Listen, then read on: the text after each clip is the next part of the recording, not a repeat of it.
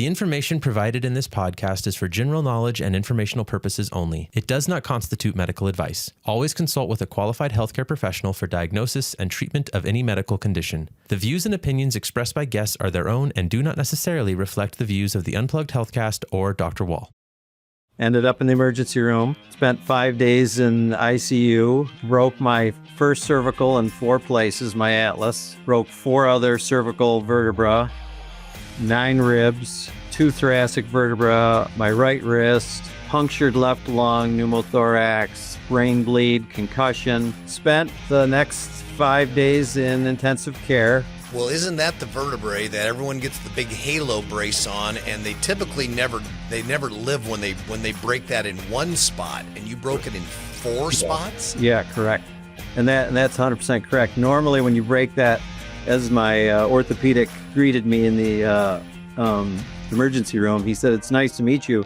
I don't usually get to meet you because you're usually dead."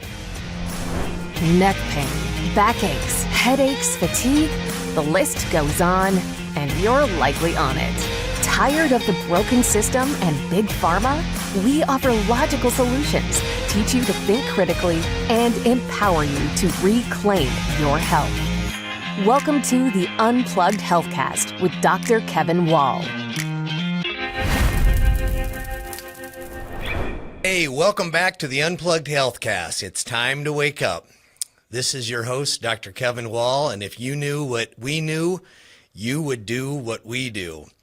Man, today I have a story of hope for your healing. See, a lot of people have been diagnosed, have been prognosed, they've got a conclusion and often a death warrant that you are just done, you're old, you're degenerative, you got bad genetics, and there's no way out. And man, do I have a story, a hope for you, a hope for your health, a hope for your future.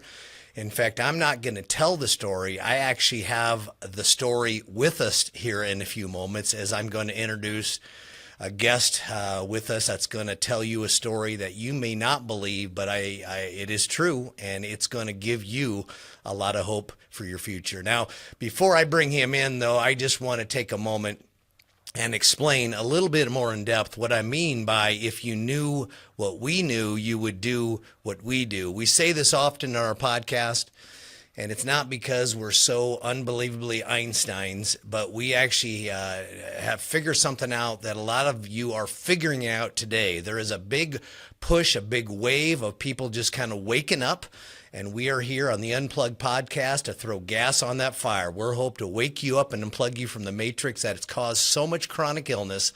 But here's just a fact. Here's just some science. This isn't my opinion. I'm not making this stuff up. Straight out of the books, your body can heal itself. That may seem like a revelation, but it surely shouldn't be, but it's true. At every age, at every gender, at any point in your life, until you're 6 feet under, your body has ability to repair and regenerate all of the tissues in your body. In fact, if you go to the science books, you'll find out that your body's in a constant phase of cell regeneration. It doesn't actually repair tissue, it actually regenerates new tissues. Every 7 years, your body goes through this whole cycle. In fact, very few of your tissues or your organs even take 7 years. Your lungs are regenerated every 2 years. Your blood's constantly being regenerated. That's why you can give blood, because your body makes new blood right away.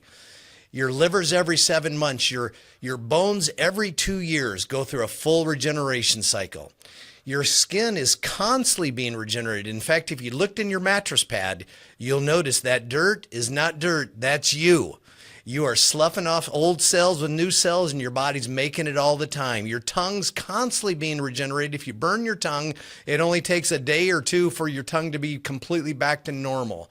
In fact, the lining of your stomach is actually regenerated every 3 to 6 days.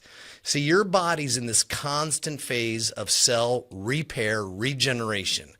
So the strange thought that comes to your mind, that has come to my mind, that if you had a cut in your arm and we're sitting here 4 years later and it's still bleeding, you would go, what's the problem? This is weird. This is not normal, and that is true. So when you've been diagnosed with eczema or asthma or chronic headaches or sinus issues, or you fill in the blank, whatever diagnosis, whatever prognosis, whatever death warrant you have been given, I'm here to tell you it may not be true. That your body at all stages, at all phases, have the ability to repair and regenerate at all times. But there is one secret to this that you may not know. There's one system in your body that actually runs all the other systems in your body. In fact, it's the one system that's in charge of repairing and regenerating all the other systems. Anybody know what it is? It's your nervous system, which is your brain, your spinal cord, and all the nerves coming off to all your cells, every tissue, every gland, every part of your body, every cell literally has nervous system communication from your brain, keeping it healthy and communicating for it to repair and regenerate if it needs to, if it gets damaged, if it gets hurt. If your arm is cut, it's going to communicate for your arm to heal and every other tissue in your body. So this is the one thing we know that you may not know. When we talk about your back problems, your neck problems, we're not talking about your back problems. We're talking about your nerve problems. That when your spine is bad and unhealthy, when you injure yourself and get traumatized and your nervous system is not able to communicate anymore, it tells you in the form of pain and discomfort and tightness and headaches, and you just keep taking medication. But what we're really concerned about, what I have to emphasize to you today, is that if you took care of your nervous system as good as you probably took care of your car, you'd be so healthy, because it's the one system that repairs and regenerates every other system in your body. So take care of your spine and your nervous system more than anything else, and you have a much better chance to live a life of vitality and function. So I've got a story today that actually is going to prove to you the possibility that you could actually recover from about anything. So if you will, I want to introduce and welcome in a friend of mine, Dr. Eric Croucher. Doc, are you there? I'm here, Kev. Nice to see you again.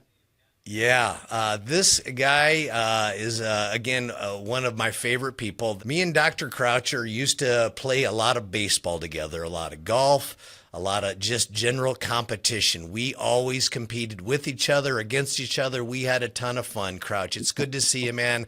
How's life? Life's great, Kev. I appreciate you having me on. I'm very much looking forward to sharing this with you. Yeah, you have a story that I'm not gonna spoil by previewing it, but it is a phenomenal story. So before we tell the story, and we could sit here and talk old times, and we probably shouldn't do that. No one probably wants to hear them, but you and I. But it would be fun to reminisce on some baseball stories. True. But let's just reminisce over the last years since we graduated, which was back in, I think, 1990 for you, 1989 for me. We've both been in the profession of helping and healing others. I know you're the owner of Upstate Chiropractic Center up in Syracuse, New York, right? Am I wrong? Baldwinsville, New York. That's correct. Baldwinsville. Is that a suburb, I think, it is of a Syracuse? suburb, yes. Suburb of Syracuse, right. Yes. Well, it's good to have you here on the West Coast with us over here in Phoenix. And tell us a little bit about your practice before we go much further. Well, I've been in practice 34 years now in Baldwinsville ever since I started. Run a very subluxation-based family wellness practice where we adjust lots of families and keep everybody in the Baldwinsville and surrounding areas healthy and happy. And I've loved every minute of doing it. It's the best choice I ever made back in the day. And so happy that I get to do it still at this point in my life, still, 57 years old, get to come to work every day and do what I love. That's awesome. Yeah, with this story, it's hard to believe you're still doing this stuff, but we won't preface here. But for people listening, there's a confusion out there. I know that chiropractic is for car accidents or just people, in injuries. But I'm curious, what's the youngest patient you've ever adjusted or treated? A day old. A day old. Wow. Yeah. That may blow people's mind, but that is so exactly true. And I've treated hundreds of those myself. Let's go to the oldest patient you've ever treated.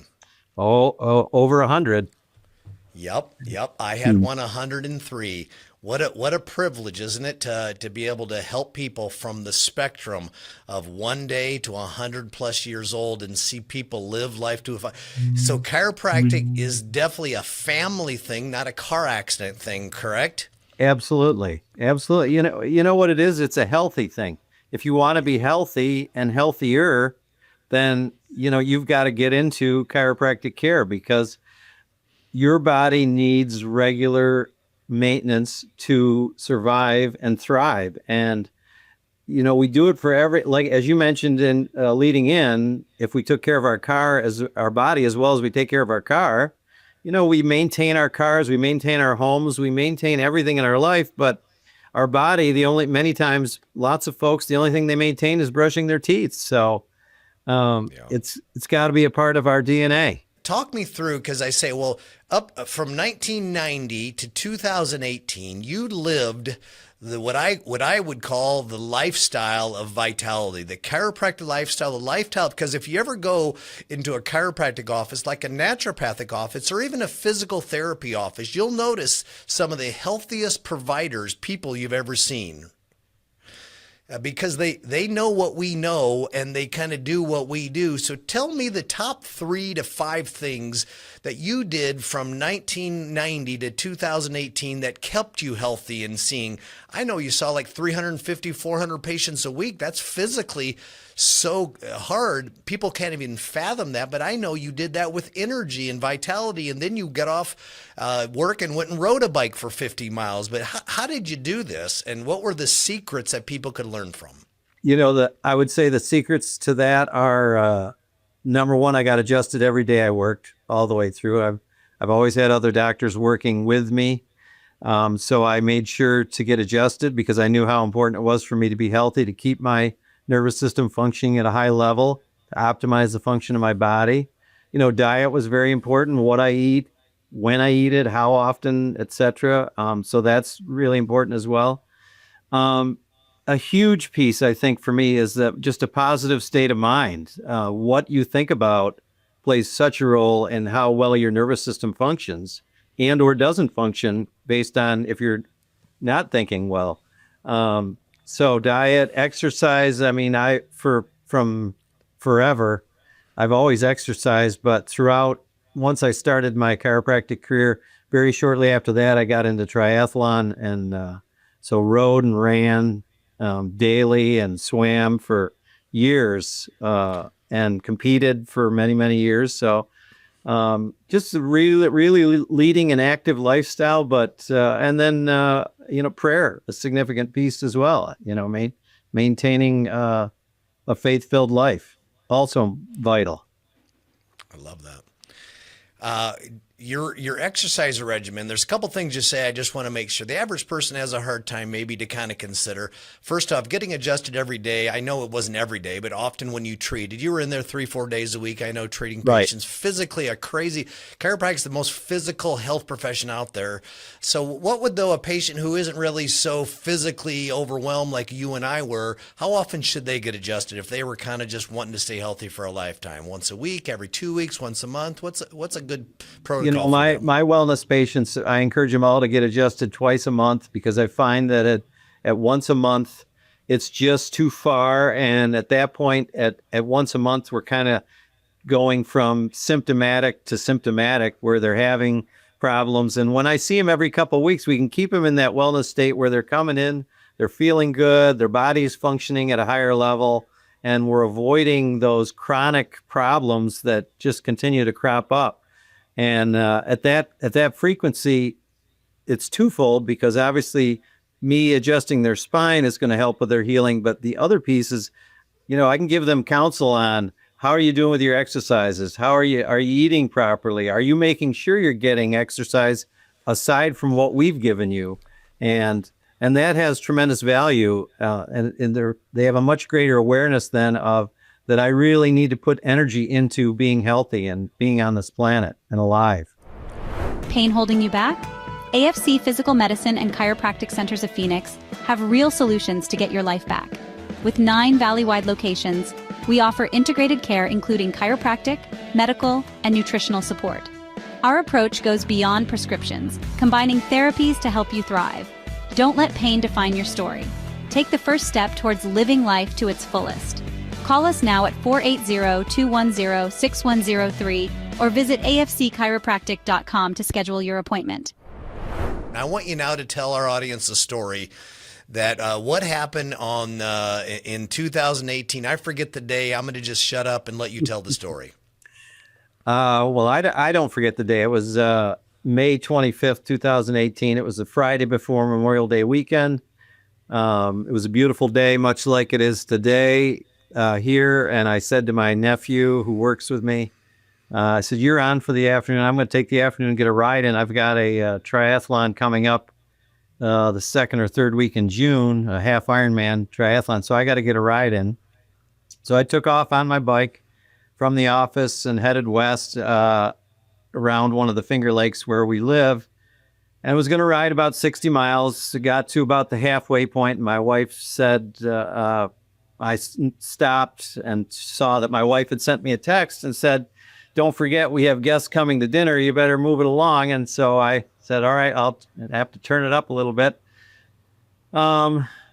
Picked up the pace, headed home, and I was probably about, I'd say, mile 38, 40 of a 60-mile ride, coming downhill, going 30 to 35 miles an hour in the aero bars, which means my hands are out in front of me. And a pickup truck was coming up the hill, didn't see me, turned and hit me as I was going downhill.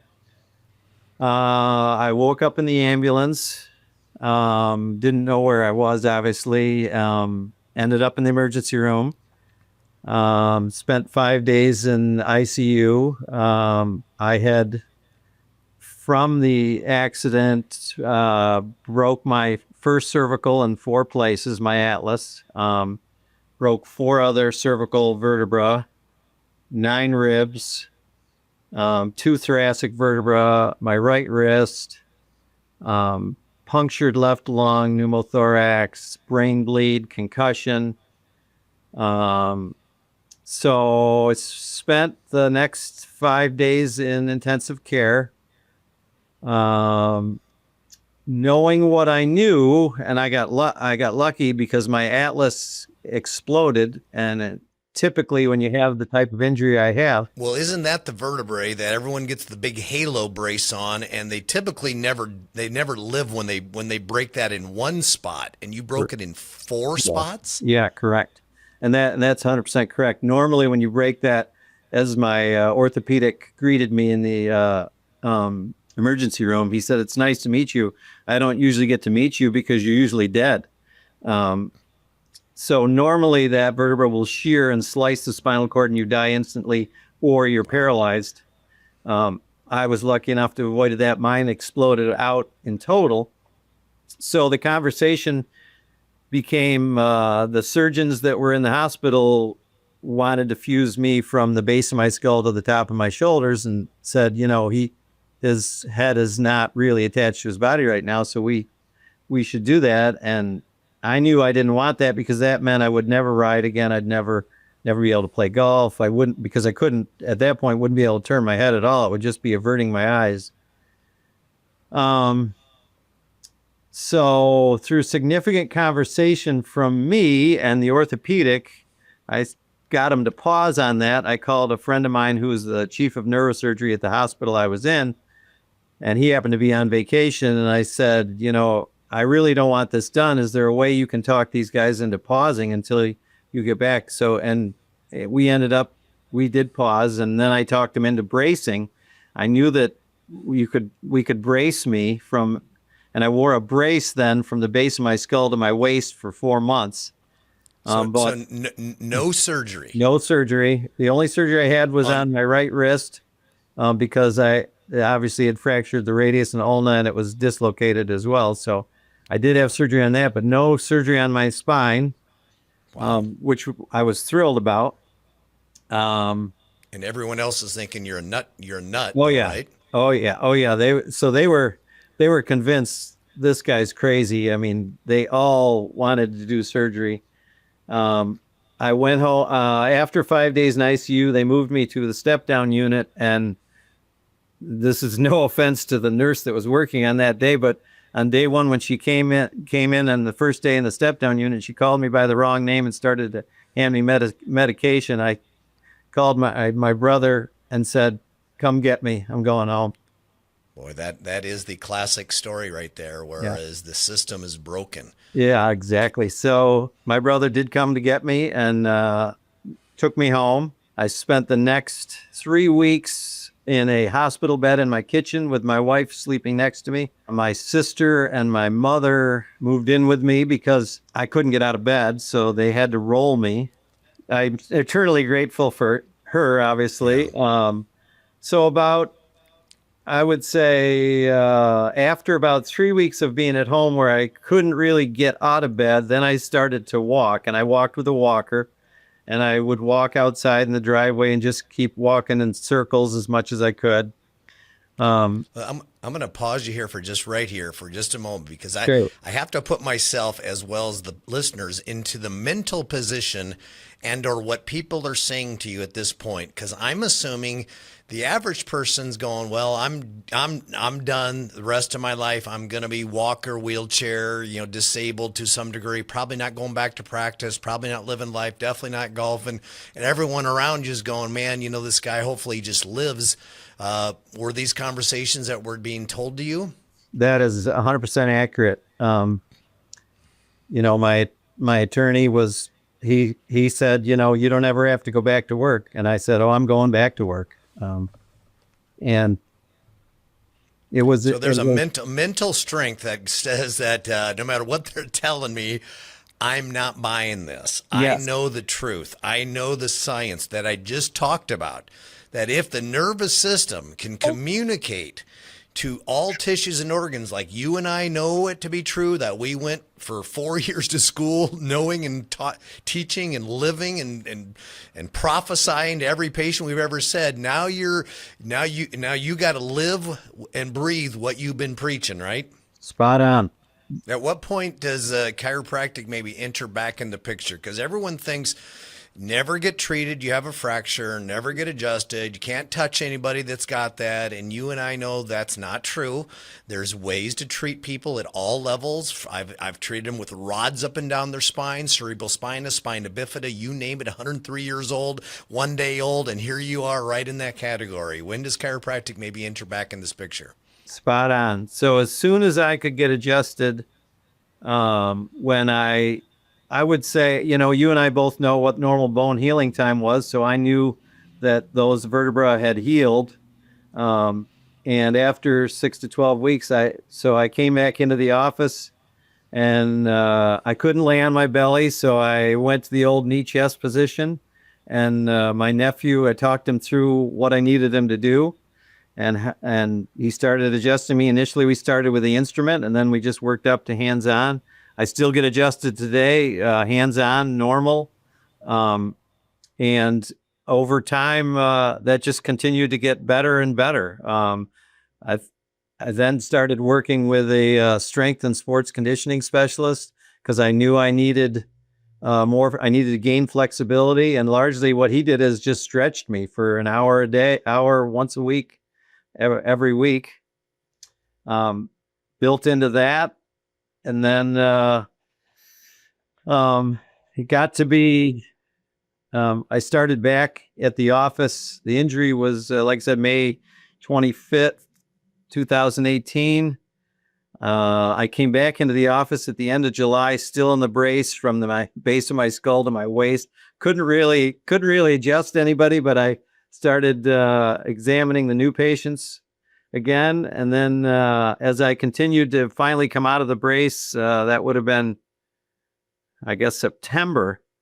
Then I started adjusting again and just trying to build strength back and get stronger and stronger. Hold on. I'm just in the math going, is that 4 or 5 months? Yeah. And I got a picture what that new patient's thinking as this doctor's in a brace head to toe. Huh? I bet that was what kind of nut job is this here? Huh? I'm coming to see, but they kept coming. They did. So interestingly, the first new patient who saw me when I came in with that brace on, his eyes were as big as 50-cent pieces. And he said, well, you're not going to treat me, are you? And I said, no, I'm not really capable right now.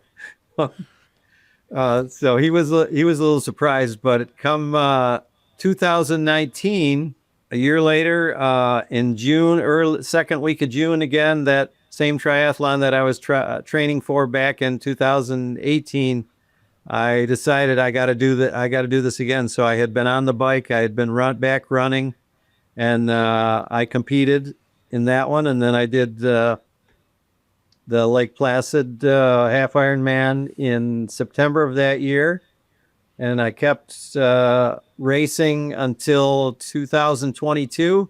Still train today, still ride, still run. Not racing anymore, but just enjoying the riding and the running and swimming. Playing any golf still? Oh, playing golf, playing pickleball. Doing everything I want to do, I get patients ask me all the time, how are you doing from your accident? Are you really limited? And I tell them, I'm doing everything I want to do. Do I have days where it's painful? Do I have days where my body is not cooperating? Absolutely. But all in all, I'm here, I'm upright, I'm not in a chair, I'm not in the ground. I'm living life and I'm loving every minute of it. Now, how many medications were you on during this process?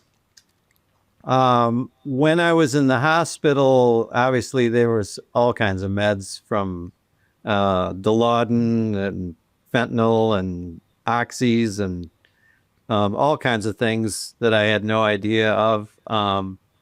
When I went home,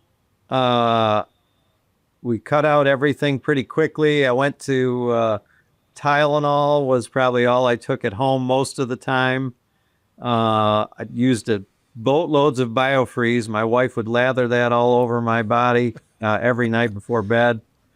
There was a lot of moaning that went on in bed with regularity all night long.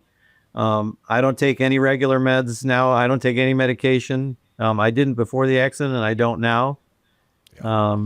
And don't you feel that that's a huge part of this thing? And this illustrates what I often talk about, is that we have great firemen in the industry of health, meaning that when you're on fire, you break 17 different vertebrae in your spine. Thank goodness for the medical healthcare system that's there. Great. And medications, again, I'm never saying there's not a place, but this was the place, right? Right when you needed to kind of get to the point, and then pretty soon we got to get off of that and go back to the carpenter mindset. Let's go repairing, replacing, regenerating. And that's the nervous system. That's working with your body. That's working with the system. And every drug and every medication that you take is just confusing the system that's trying to get you back to where you least want to be, could be, should be. And often we limit ourselves. We limit our patients. Our diagnosis becomes our label, and that becomes who we are. You never allowed that to happen, and here you are again, back to treating patients, probably at a similar level, I'm betting. Yep. And spot on what you said. The way I use the healthcare system is the way everybody should use it. Like a fireman, they're there for that moment, though, that period of trauma. And when you get on the other side of that, then you have to say to yourself, okay, I have to get myself back. The rehab has to come now, and I'm going to seek out those conservative providers who are going to optimize the function of my body and get me where I need to be. After an injury, it can feel like life's on hold, but at AFC, we're here to help you get back to what matters. With personalized injury plans and our expert staff, we don't just treat the pain, we guide you back to strength and confidence. Because getting back isn't just about healing, it's about thriving. Call us or visit our website to start your journey today. There you go, guys. Okay, so that's the one thing I hope you hear if you hear nothing else. But here's a miracle sitting in front of you that no one could imagine happen. And a lot of you are sitting at home with injuries, I'm sure not even close to this. And you think this is how it is. You've got a bad DNA, bad genetics, bad luck, you name it. But I can tell you, through positive mental approaches and logical functional care, along with nutrition and getting your body moving, you can come back and your body can repair. There's hope for your health. There's a hope for your future. That has to be what got you through this. Absolutely. No question about it. My mind was made up, and that I was going to get back. I was going to get better. And I said there were signs along the way. For instance, when I could get back to swinging a golf club, just a very quick story. I went to my golf club, and one of my buddies that I would play with all the time, and they're all low handicap golfers, I asked him, "Can you videotape my swing?" And he said, "I'll be happy to, but you got to understand, you're not you. You can't swing. You might have a swing speed of 75 miles an hour. You're swinging like somebody who's 98 years old." And I said, "That's good. I want you to show me that, because that's going to allow me to build back to what I was." And which he did. And I saw how I was swinging. I said, "Okay, here's motivation. This is what I needed. This is what I got to get to." Well, all right. Then I'm curious. Did you get your swing speed back up? I did. I'm not to 100, but I'm just shy of that. I'm probably 95. Wow. So. If there was 3 things you would tell people what to do if they got in that situation, what would be just the top 3 things, as short as you can give them in bullet points, that they would do if they had injuries anywhere in this capacity? If you had injuries even remotely close to this, you, number one, decide that you don't want to live that way. Decide that of what you want, that you want to live life to the fullest. So you have to decide first. Once you've decided, then choose your providers that are going to get you to that place and help you along that path. Realize they're not going to do it for you, but they're going to guide you, and they're going to encourage you to get to that place. If you need to change your diet, make those changes. If you need to exercise more, put that in place. If you need more sleep, make that happen. Surround yourself with positive people that are only going to encourage you to get back to being healthy. Make it your decision and let everybody around you know, where I'm at right now is not where I want to finish. I want to get to here, and I want all of you to help me along that path. I love it. You can't be an island. All right, here's a question for you from one of our callers, one of our listeners. Janet, a resident of Minnesota, has a question for you. I've been diagnosed with compression fractures in my back and an injury in my neck. I've been told that these conditions are irreversible, and I will and will require to manage them for the rest of my life. Any physical activity exacerbates my pain. I'm constantly taking more and more medications to treat more and more conditions that seem to be emerging gradually. Is this what I can expect for the rest of my life? What would you say? What I would say is the answer to that is no. If you don't want that, that's not what you can expect. As you know, Kev, you and I, we both treat folks with compression fractures all the time. They can get better. And by working on that area surrounding those compression fractures and making you stronger in so many ways, there is plenty of things that they can do to get better. And it comes down to having the right provider with the right guidance that's going to encourage your body to do the healing and make that happen. Will those compression fractures ever miraculously go back to where they were? No, but there are other vertebrae above and below that can support that spine with the right guidance. All right, guys, there you go. I don't know how much more to give you hope for. I was in a conversation yesterday with someone that was engaging online with one of our social platforms, And they literally said, well, I went to a chiropractor and I didn't get better. In fact, he made it worse. I get it. This gal had compression fractures in her spine, some disc herniations. But if you take your car to a mechanic and it doesn't fix your car, you don't drive again, right? This is crazy talk. Like, this is what people do. You go to other providers, right? And I'm sure just like you did, you had the one guy in the hospital saying this, and you just had to go find someone else that maybe had a different thought. Spot on. You're 100% correct. You have to find the right provider. Just because one chiropractor isn't getting it done for you doesn't mean they all do. You don't throw the baby out with the bathwater. And as I tell patients all the time, chiropractic is not religion. It works whether you believe in it or not. So you just have to find the right chiropractor. Yeah, it's not a belief system. It's science, and I hope that you got that today. So we got to wrap this thing up here, but if you got anything out of our show today or ever, I would ask that you do two things for me. Please consider just subscribe or follow us, because it helps other people find us.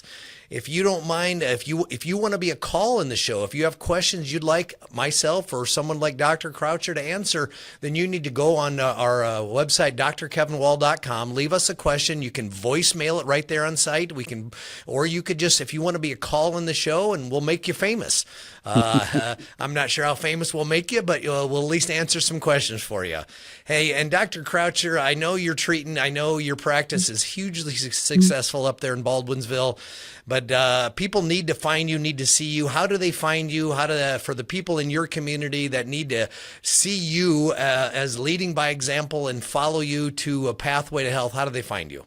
They can find us on our website at upstatechiro.com. They can find us on our Facebook or Instagram page, also Upstate Chiropractic. We're all over the Central New York community with regularity. I would say the best way to get us is email us. Email me at ecroucher@upstatechiro.com. We can reach out to us anyway, and we'll get with you. Well, there you go. You got his direct email, and you can find that, by the way, in our show notes. And we'll put your links and resources for Dr. Croucher and Upstate Chiropractic on our website if you guys want to go find him, which you should, because I know the guy personally would probably almost die trying to treat you to get you better. I think he almost did that one day. So true, Kev. Thank you. All right, Doc. Well, it was great to have you. Thanks for sharing your story. Thanks for you guys listening and tuning in. Please come back and hear us again, and we'll see you again on the next episode of the Unplugged Healthcast. Be blessed, be healthy, never give up, never give in. We'll see you again soon.